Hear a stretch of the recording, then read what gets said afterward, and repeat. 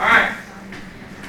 So we've talked about several things. We are going to have a test this week on Friday, okay? We'll finish up the Panama Canal today. We'll see a video about the Panama Canal, and we will review on Thursday, and then Friday we'll take our next test over Unit 3. Unit 3 will be over progressives. We talked about the progressives and how they wanted to change, and they wanted to make the economy more fair. They wanted to make life better for many people. And who did the progressives want to make those changes? The government. Okay, that's the key. Progressives wanted government involvement to make change, to make things better. Rather than having Jane Hall in the Hull House and having communities do some of these things that they were doing to help the poor and make change, they were looking at, all right, that's not working fast enough, let's get government to do it because it will be better. And so that was their idea of progressives, getting things done through government. All right, then we talked about expansion. What areas did we expand into so far? Huh? Okay, we expanded through our west, and we gained territory. What territories did we gain? Alaska. Hawaii. That one little island. Samoa. Yeah. What else? We fought the Spanish-American War and gained other territories. What did we gain? The Philippines. Oh, yeah, the Philippines. Cuba and Puerto Rico. Cuba and Puerto Rico, we shifted. Cubans were given independence. Puerto Ricans became American citizens. The Philippines, we kind of stayed that imperialist idea where we controlled them. Okay. So now what we're going to look at is what we did in Latin America during the same era, especially under Roosevelt, but we'll talk a little bit about Taft and Wilson doing some of the same things. So we'll look at Roosevelt's foreign policy. We'll look at the Venezuelan affair that changes some of our foreign policy, the need for a Panama Canal, the Panamanian Revolution, and then the building of the Panama Canal.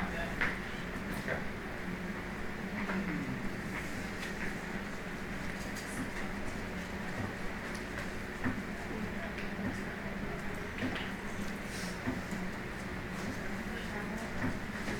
All right.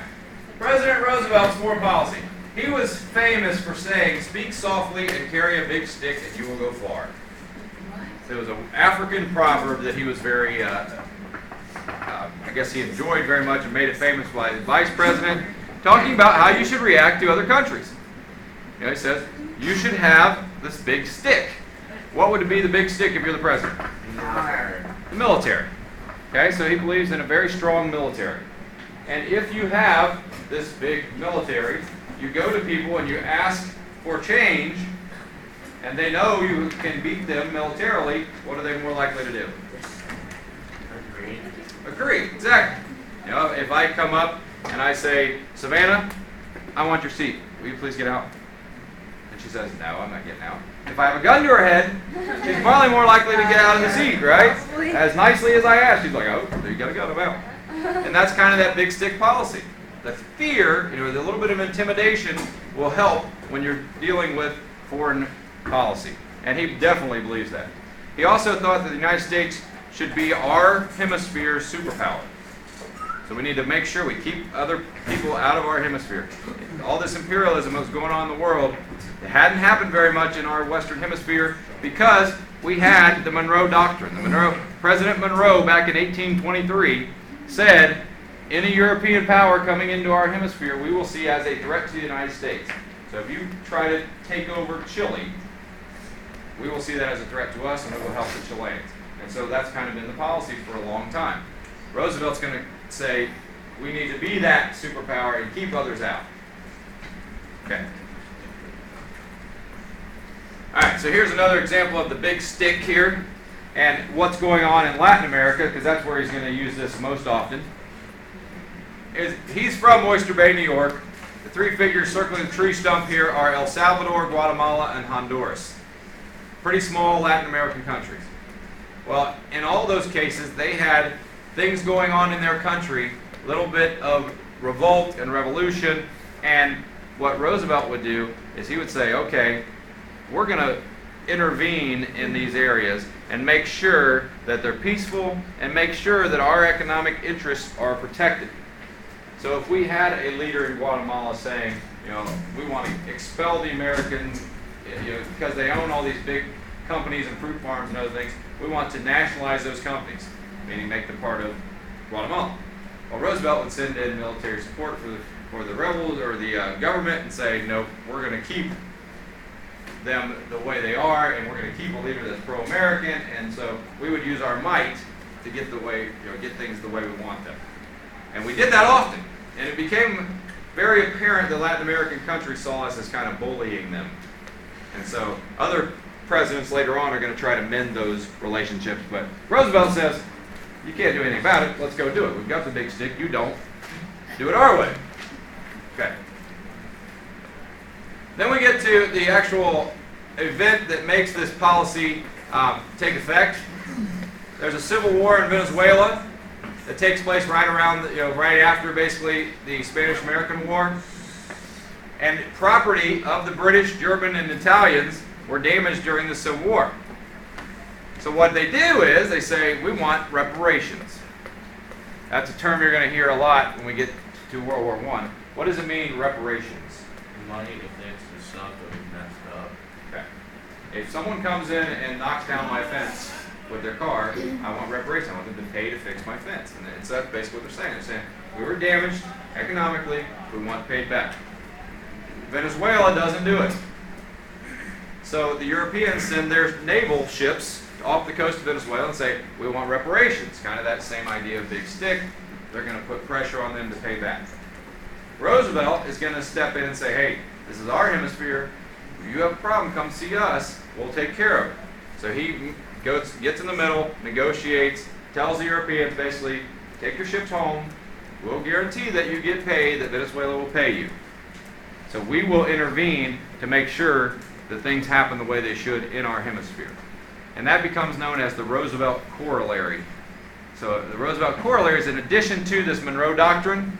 Monroe Doctrine says anything in our hemisphere we take as a threat to us will protect our hemisphere.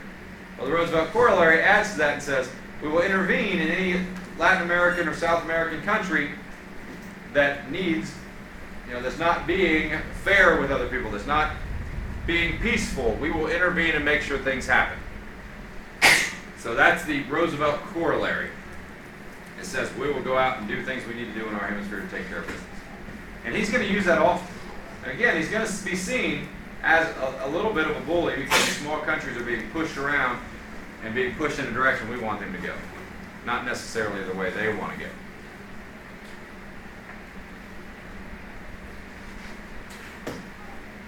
Okay, the results of this, we talked about the Roosevelt Corollary, and we start intervening more and more often. We use it in Guatemala, Honduras, and Nicaragua, and Venezuela, and many of the Latin American countries. Most of them have very small militaries, so it's very easy for us to push them around and make sure things happen. And in all of those countries, we have an economic interest. We have like Dole Fruit Farm, which is a humongous corporation that grows bananas for the world. It's a U.S. company. And so if they start having problems in Guatemala, that's going to affect us. And so we start making sure that our interests are kept. And we do it through this new legislation called the Roosevelt Corollary to the Monroe Doctrine. So he adds to our foreign policy. All right, so we've been getting very involved in Latin America, and because of the Spanish-American War and the role that he played in it, what was Roosevelt at the very beginning when the whole thing starts? What position did Roosevelt have? Anybody remember? When he had a role in sending the boats to the Philippines, what was his position? Yeah, he was Assistant Secretary of the Navy. So he had been involved in the planning of where ships are, what we're doing as our Navy. He fought the Spanish-American War. He sees a need to have a two-ocean Navy. Well, we can't. If you had this war and we beat the Spanish in the Philippines, and we would have wanted to send our Navy then to Cuba to help there, they would have had to travel 15,000 miles around South America. It's going to take at least 3 weeks. So we don't really have a true two-ocean navy. So what do we do about it? How can we take that and cut it, make it a possibility to have a two-ocean navy? Dig a big river. Okay. Well, it had been tried before, and he wants to finish a canal. Today we have the Panama Canal. Roosevelt's going to be the major player in making that happen. And if you're going to build a canal somewhere, where would you put it? The smallest point. Yeah, where do you think? I mean, we're going to dig 150 miles, or we're going to dig 80 miles. And it makes sense. So now we're going to find where this is along the isthmus connecting North and South America. We'll find a narrow spot that makes sense and build a canal there. Okay. So here's where it is going to go after surveying it. The French, who had built the Suez Canal, had already tried this. The Suez Canal, anybody know where the Suez Canal is? There's two major canals in the world, the Suez and the Panama Canal. Where's the Suez? Anybody know? Isn't it by Very much. Right through Egypt, actually. Okay? So the Suez Canal connects the Indian Ocean and the Atlantic. Basically, if you're going between Europe and Asia, you no longer have to sail around Africa because you can use the Suez Canal. So they just cut a path, a sea level path, right through here, so they can go from Italy through the canal and come out into the Indian Ocean, cutting off a whole continent. And the French did that in the 1880s, and they did it pretty successfully. It's still operating today. It was the pride of France, and so that had been done before. Major difference here in Panama. They're going to take it on. They're going to try to make this canal in Panama, and they're going to try to do exactly what they did in Egypt. In Egypt, they just dug a trench. Why'd that work in Egypt? Because it's sand and there's no trees. Okay? It's sand, it's desert, it's flat, and so you didn't have to take out mountains, and there's not really much obstacle to it. So they just dig the trench, open it up, and now we've got the Suez Canal. In Panama, you've got a rainforest, you've got a mountain range, you've got all kinds of problems that go along with that. The ground's not very stable because it's a rainforest. There's 100 inches of rain a year and all kinds of things. They don't know that when they start this. What other things do you get in the rainforest? Animals. Okay, animals, but animals aren't as bad as bugs. Mosquitoes, that's going to be the big problem here is the mosquitoes, because mosquitoes carry yellow fever, malaria, and it's going to be very difficult to work with for them. And the French eventually are going to walk away from it. They're going to spend millions of dollars and fail. And so it was a major catastrophe for the French. So they've got this idea. They're going to build right through Colombia, Nicaragua. We're going to find a little better spot, and we're going to do the same thing. Okay. So when they begin construction in 1882, they were having thousands of workers die a year of yellow fever. President Roosevelt's going to come in and negotiate a buyout from the French, and he's going to try to get permission from Colombia. But when Colombia says, this is our price, he says, no, we're not paying that. That's way too, you guys are being ridiculous. So we're not going to pay it. So now he still wants to build his canal, but he's not going to pay Colombia the money they're asking. And so he said, well, we got to find a different way. This is all part of Colombia. There was no Panama. The Panama was a region of Colombia at the time. The Panamanian people had revolted before. So they wanted their independence from Colombia, but they weren't able to get it. So Roosevelt says, well, if they wanted to be independent and they become independent, they'll probably negotiate with us. A little better deal than we're getting from Colombia. So he parks the Fifth Fleet off the coast of Panama.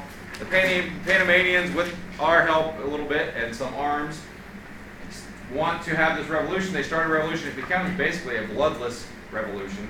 Colombia doesn't try to stop them because they don't want to get involved in a war with us. And so Panama becomes a free, independent country. We recognize them the day of the independence movement, which is really not something countries should do. Imagine if you're France, southern France wants to become independent of France, and the day they say we want to be independent, the whole world says, okay, we recognize you as a free country. Now that the rest of France is kind of screwed, right? They got a whole world against them. And so in our hemisphere, when the United States did that, they were put in a pretty bad spot. So Panama becomes a country. And then they negotiated a treaty with us to build the canal. Pretty convenient for Roosevelt, right? We help you, you help us, kind of thing. We didn't ask Columbia about it. He just does it. And he's going to get a lot of grief from Congress and Columbia for doing what he did. He put a lot of pressure on, made it happen, kind of backhanded the Colombians, and so now we've got our canal. All right. Well, we got our land for the canal, at least. Here are some political cartoons talking about it. Columbia refuses to accept the price. You can see here Roosevelt grabbing the Colombian by the neck, basically telling him it's going to happen. And then you've got the Isthmus of Panama, and he's kind of steamrolling everybody, taking over. That's Uncle Sam there. You see him cheering on Roosevelt in the first picture, leading in the second with the big stick. Okay, and the price that Columbia wanted was pretty high, $40 million. You see that today's dollars, that's almost $1 billion. So, high price. Here's another political cartoon. As you can see, how does that portray the Panamanian people? Huh? What? Well, how will we look, if we talk about Panama there, how are they being portrayed in that cartoon? Yeah, they're puppets, and who's pulling the strings up there? Uncle Sam. Yeah, Uncle Sam's pulling the strings. Roosevelt's kind of there too, but Uncle Sam, the old pictures, I guess, of Uncle Sam is leading on, not always. Okay. So now we've got the land, we've got the plan, basically, of where we're going to do it. Now we've got to figure out how we're going to fix it, because it didn't work for France. France was literally having to send 500 caskets a day to the canal zone. 500. So if you're sending 500 caskets a day, and 70% of your workers are dying, guess what happens pretty quickly? Yeah, you don't have enough workers, and people aren't going to go. It's a death sentence. We're not going to take that job. And so around 30,000 people end up dying while building the canal. Because of yellow fever, because of disease. Yes, there were people getting injured at work, but most of it was disease. They couldn't figure it out. Well, we do our research. We find out from this Cuban doctor that mosquitoes are the ones carrying the disease. This is a rainforest. There's lots of mosquitoes. And they're all over the place, biting everybody, and they're spreading yellow fever. They're spreading malaria. Walter Reed, a U.S. surgeon. You guys ever heard of Walter Reed? You ever heard of Walter Reed Medical Center? Like the top Army research hospital in America. It's in, I think it's probably in Maryland or somewhere. But it's a big-time hospital for America, and it's named after Walter Reed. He proves that that's true, and then they send in William Gorgas, and he's in charge of making sure that we get this cleaned up. How can we get to the point where we're not having our workers die of yellow fever and malaria? Well, to do that, what do you have to do? Smoke the place up. Well, you have to do one of these things. You have to find a cure for malaria and yellow fever, or get rid of mosquitoes. In the rainforest, that's not an easy task, right? But he's going to do it. They're going to be able to do it through a massive movement, massive spraying of chemicals to kill them, a massive movement of making sure people have their screens when they're sleeping, keeping the water, the stagnant water, because that's where the breeding of these mosquitoes take place. And so through all of these efforts, they're able to alleviate and get rid of the malaria and the yellow fever. And we still have a lot of malaria in the world. We could wipe out mosquitoes. We could actually, from some studies I've seen, we could kill every mosquito in the world for less than we spend in a single year fighting malaria. What's the benefit of having mosquitoes? Well, because we don't know, and the environmentalists won't allow it, and because we don't know what the effects of no mosquitoes would be. There are a lot of animals that eat mosquitoes. And mosquitoes eat them. So, probably bats would be gone, and what other insects might be affected. I mean, we don't know what the trickle effect of that would be. And maybe that would be catastrophic to humanity. We don't know. I'd like to get rid of mosquitoes too, but they're a pain. At least the mosquitoes in Ohio, let's get rid of them. All right, so now we've got all this happening, and here's how they're going to do it. They're going to be working, fumigating the area, draining ditches, They're also going to be giving their workers quinine, which will help them have a stronger immunity and fight the disease. And so through all those efforts, they're able to make it a workable place, and we're going to get to work. Now there's another problem. Like I said, this is a very mountainous region with very unstable ground from all the rain. So how do you build a canal through a mountain range? A lot of dynamite. Go through the mountains. Go through the mountains? Well, you have to kind of go through the mountains, right? And this is 1903, so we don't have all the equipment that you'd think we did have, or do have now. So building through a mountain range is very difficult. And the French tried it. And so if you start taking out the ground in a rainforest, when you get 100 inch of rain, what happens? It fills back in. Yeah, it fills back in. There's rain and it washes back in. And not very practical. So what they do, so if there's a mountain range, perfect, isn't it? Okay, you've got an ocean here that you got to get between these two oceans. Now how are you going to do that? You start in the middle and work out. We could, maybe, but we give up. We're not going to try and build through the mountains. It's not going to work. Go around them. Huh? Go around it. Go around it? Well, it's a mountain range. The whole isthmus is a mountain range. Go up it? We are going to go up it. How do you go up something with water? Go on a railroad track. Kind of. Anybody ever been through a lock? Okay, a lock is basically what they have. It looks like a basic stair step. Okay, so what they'll do is, there's big gates here. You pull in, they close the gates. There's water up here because they flooded a river and they made this area in between the mountains a big lake. And then they had to make some canals through the mountain range, but at the top, not at the sea level. So what they'll do is you pull in, they shut the doors. They let water out of this, they fill this up, it becomes balanced, they pull into this one. They shut the doors, then you float up, you go into this one. You float up, you go into this one. You float up, and eventually you're going to go across the lake, this is Guton Lake, and then you're going to come down the other side doing the same thing. That seems like too much. What? That seems like too much work. But it's possible, and digging through the mountains wasn't possible. And so that's what you do. If you go through the Panama Canal, you're going to go through a series of about 3 locks. It's not 5 or 6, but it's 3 that they're going to raise you like 7 stories. And then you're going to be at Guton Lake, which is the biggest man-made lake. They flooded a big area in the mountain range.